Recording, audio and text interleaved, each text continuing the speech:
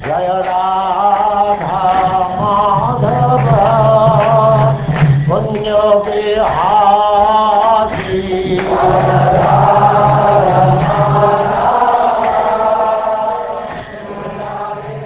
And now chapter 53, Krishna kidnaps Rukmini.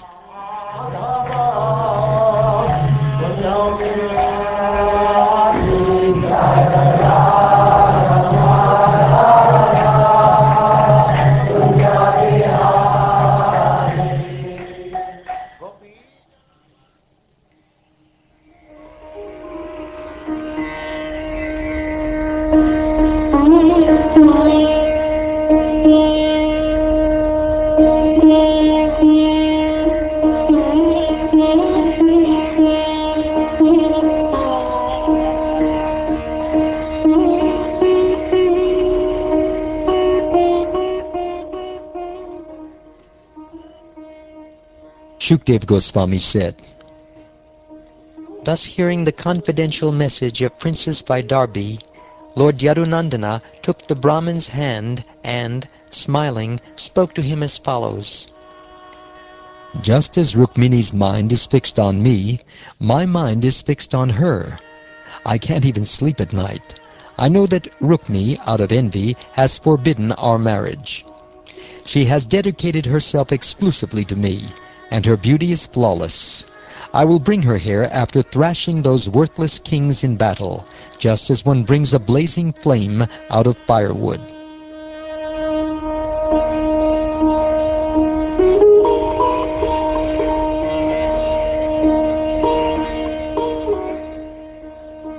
Lord Madhusudana also understood the exact lunar time for Rukmini's wedding. Thus he told his driver, Dwaraka, ready my chariot immediately. Dwaraka brought the Lord's chariot, yoked with the horses named Shaibya, Sugriva, Megapushpa, and Balahaka. He then stood before Lord Krishna with joined palms. Lord Shauri mounted his chariot, and had the Brahman do likewise.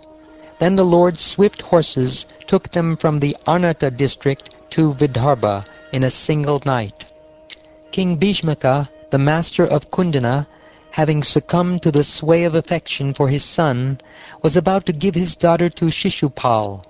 The king saw to all the required preparations. The king had the main avenues, commercial roads, and intersections thoroughly cleaned, and then sprinkled with water, and he also had the city decorated with triumphant archways and multicolored banners on poles. The men and women of the city, arrayed in spotless raiment and anointed with fragrant sandalwood paste, wore precious necklaces, flower garlands, and jeweled ornaments, and their opulent homes were filled with the aroma of a guru. O king, in accordance with prescribed rituals, Maharaj Bhishmaka worshipped the forefathers, demigods, and Brahmins, feeding them all properly.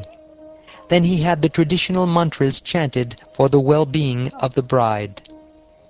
The bride cleaned her teeth and bathed, after which she put on the auspicious wedding necklace. Then she was dressed in brand new upper and lower garments, and adorned with the most excellent jeweled ornaments. The best of Brahmins chanted mantras of the Rig, Sama, and Yajurvedas for the bride's protection, and the priest learned in the Atharva Veda offered oblations to pacify the controlling planets. Outstanding in his knowledge of regulative principles, the king rewarded the Brahmins with gold, silver, clothing, cows, and sesame seeds mixed with raw sugar. Raja Damagosha, lord of Chedi, had also engaged Brahmins expert in chanting mantras to perform all rituals necessary to assure his son's prosperity. King Damagosha traveled to Kundana accompanied by armies of elephants exuding madda, chariots hung with golden chains, and numerous cavalry and infantry soldiers. Bhishmaka, the lord of Vidarbha, came out of the city and met King Damagosha, offering him tokens of respect. Bhishmaka then settled Damagosha in a residence especially constructed for the occasion. Shishupal's supporters, Shalva, Jarasandha, Dantavakra, and Vidurata, all came along with Pondraka and thousands of other kings. To secure the bride for Shishupal, the kings who envied Krishna and Balaram came to the following decision among themselves. If Krishna comes here with Balaram and the other Yadus to steal the bride, we shall band together and fight him. Thus those envious kings went to the wedding with their entire armies and a full complement of military conveyances. When Lord Balaram heard about these preparations of the inimical kings, and how Lord Krishna had set off alone to steal the bride, he feared that a fight would ensue. Immersed in affection for his brother, he hurried to Kundana with a mighty army consisting of infantry and of soldiers riding on elephants, horses, and chariots. The lovely daughter of Bhishmaka anxiously awaited the arrival of Krishna, but when she did not see the Brahmin return, she thought as follows. Alas, my wedding is to take place when the night ends. How unlucky I am. Lotus-eyed Krishna does not come. I don't know why, and even the Brahmin messenger has not yet returned.